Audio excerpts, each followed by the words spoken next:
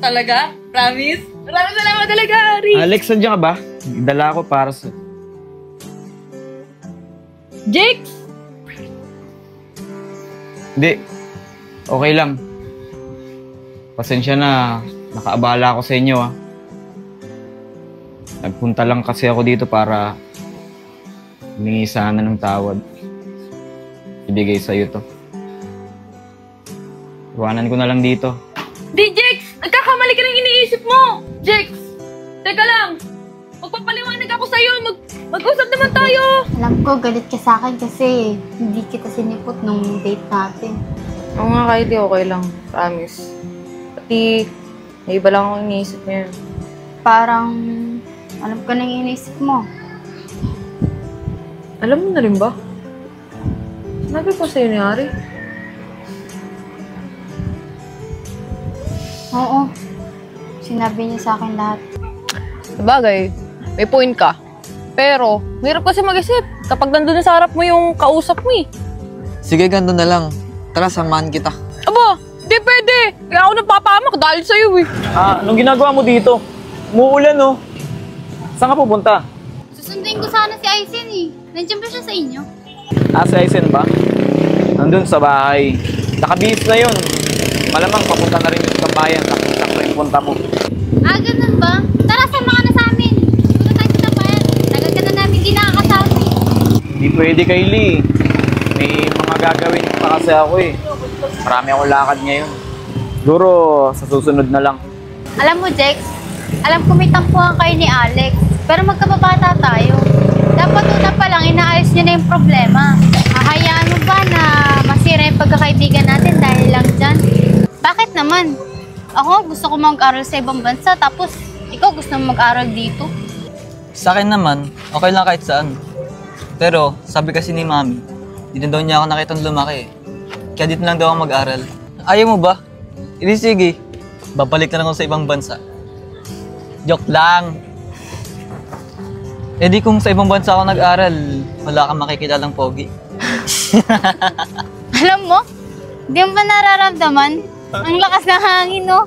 Di ko alam kung sa ibang lugar nang galing o sa'yo eh. Ano ka ba? Pinapatawa lang kita. Ayun kasi gusto ko sa'yo eh. Nakangiti. Ang ganda mo kasi eh.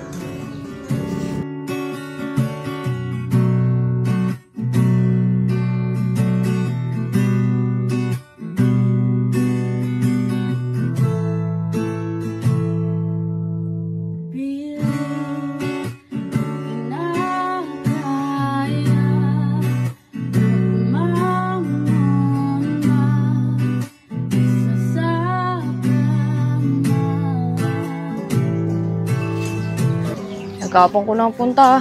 Sigurado akong nandun pa yun. Pati, pagkapon ko siya pupunta. Nakaabutan ko laging wala eh. Sigurado ko nandun na yun. Tao po.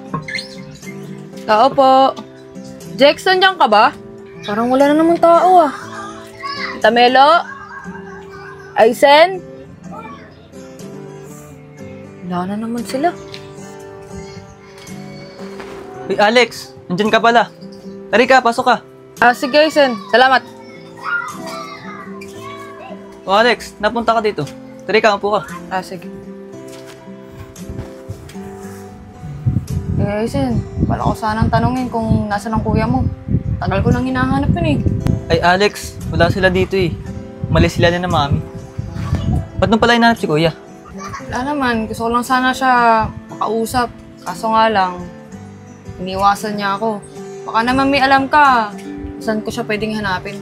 Alex, pasensya ka na eh. Hindi ko na alam kung saan pwedeng hanapin si kuya. Pero, pwede ko bang malaman kung anong naging problema niya? Aizen, hirap kasi paliwanag, masyadong komplikado eh. Pero, sabihin ko sa yung totoo, nung nakaraang gabi kasi, pumunta yung kuya mo sa bahay namin. Kaso nga lang, naabutan niya kami ni Ari. Mukhang nagalit ata eh. Ha? Nagpunta? Tapos nagalit? Masyadong komplikado nga. Teka, bakit naman magagalit si kuya kung magkasama kayo ni Harry? Yun nga, Aizen eh. Hindi ko rin alam eh. Kaya nga gusto ko siya makausap na maayos eh. Kasi Pag pupunta ako dito, laging wrong timing eh. Ah, ganun ba? Eh kung galit sa'yo si kuya, siguro, hayaan mo muna siyang makapag-isip-isip. Sigurado naman ako na kakausapin ko nun pag okay na siya. Pagkababata naman kayo, di ba? Kilala niyo na yung isa't isa. Alam mo na rin yung ugali niya. Oo naman. Kilala ko na yung kuya mo. Pati, nagulat lang talaga ako kasi ito yung unang beses na galit siya sa akin. Alam mo yung mas maganda mong gawin? Ipunin mo lahat ng gusto mong sabihin sa kanya para pagdating ng time na handa na si kuya, masasabi mo lahat. Ano ka ba? Huwag kang mag-alala. Gagawin ko yan. Baka Alex to. Pati, naman. Tulungan mo naman ako na makausap ko yung kuya mo. Uy mga tol, sabi na nadyan kayo eh. Uy, tol! Ang ginagawa mo dito, Ari? Pumasok ka nga dito. Pumunta ako sa tambayan, wala kayo dun. Tsaka pumunta ako sa bayan nyo, wala ka daw dun. Pasok na ako ah. Ano na mga tol? Tara na sa tambayan. Baka may naglalaro na dun para may makalaban tayo. Uy, Ari, di ba may usapan tayo? Okay lang yan. Yayayain ko lang naman kayo sa tambayan eh. Ano, tara G kayo. Tol, pasensya na. Di ako makasama sa inyo. Wala si mami tas si kuya eh. Wala mag-aalagan sa kapatid ko. Paano yan? Kulang-kulang na naman tayo. Wala na nga si Insan. Tas hindi ka rin sasama. Ikaw Alex, di ka ba? Sa akin, okay lang. Wala naman akong gagawin eh. Pati, huwag na tayo basketball. Tumambay na lang tayo. Pati, makainit eh. Sige, tara. Ikaw Esen, di ka na ba talaga sasama? Baka magde-date lang kayo ni Kylie kaya di ka sasama eh. Tol, huli ka na sa balita. Tapos na kami mag-date. Nag-date kami kahapon eh. Wow, naks naman. Sana all na lang sa inyong dalawa. Tara na nga, Ari. Igitin lang tayo niyan. Tara.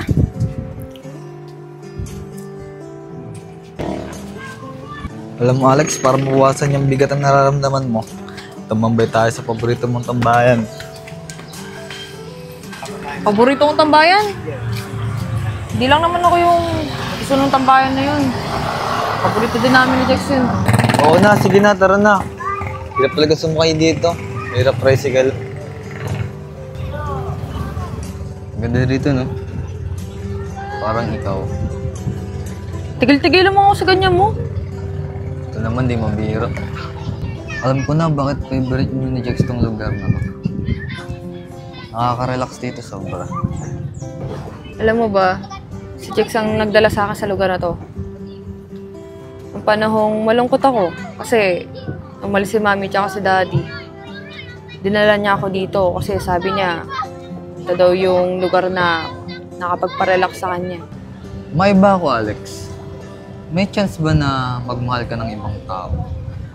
Yung tipong makakahanap ka ng mas better kaysa mahal mo ngayon. Alam mo, Hari, ang pagmamahal, hindi yan binabase kung mas better sa'yo o hindi.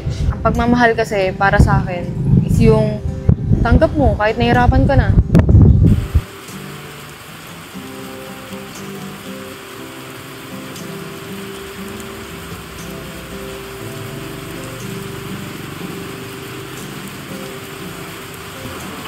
Kaya, kailangan ganda-ganda ng comic ko tsaka tayo nabutan ng ulan.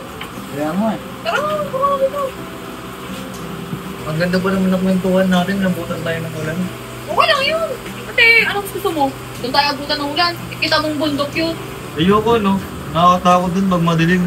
Liblib kasi dun eh. Ano lalaki mong tao? Takot ka? Bakla ka ba? Ako bakla? Magugustuhan ba kita kung bakla ako? Gusto ko sabihin ko sa kanya na tayo na eh. Aba, loko ka. Kita mo ta? Kita mo? Gusto mo na magabak sa mukha mo to? Relax ka lang, na-blood ka na naman eh. Oh, umuwi ka na mamaya ha. Baka mamaya, dalawin na naman ako yung chicks. Yari ka talaga dun. Oo, uwi na ako maya-maya. Relax ng ulan, no? Chill ka lang. Alex, ano nga pala sinabi mo kanina? Sorry, kung naiintindihan, lakas ka sinungaling kanina eh. Yung about sa pagmamahal, Abot sa pagmamahal. Eh, para kasi sa akin, ang pagmamahal, yung hindi mo binabase kung mas better sa'yo, hindi. Sa lagay ba, kung may karelasyon ko ngayon, nakakita ka na mas better. Iwanan mo? di naman sa ganun, tinatanong na kita. Malay mo, hanggang sa pagtanda natin tayo pala. Alam mo, ang dami mong alam. Siguro ang dami mo lang nabola sa lugar niyo, no? Grabe ka naman sa akin. Wala, no? Sa'yo lang akong ganito. Seryoso kasi ako sa'yo. Alam mo, Ari, wala nang ulan, no? Umuwi ka na. Oo na, sige na. Pero meron lang isang request. Pwede pa tayong pag-date sa susunod na araw. Alam mo, Ari, magtigil ka. Umuwi ka na dun. Doon na. Bahala ka. Hindi ako alis dito hanggang ikaw. Bana na. Sige na, Ari. Umuwi ka na dun. Sige ha. Sa amin mo yan ha.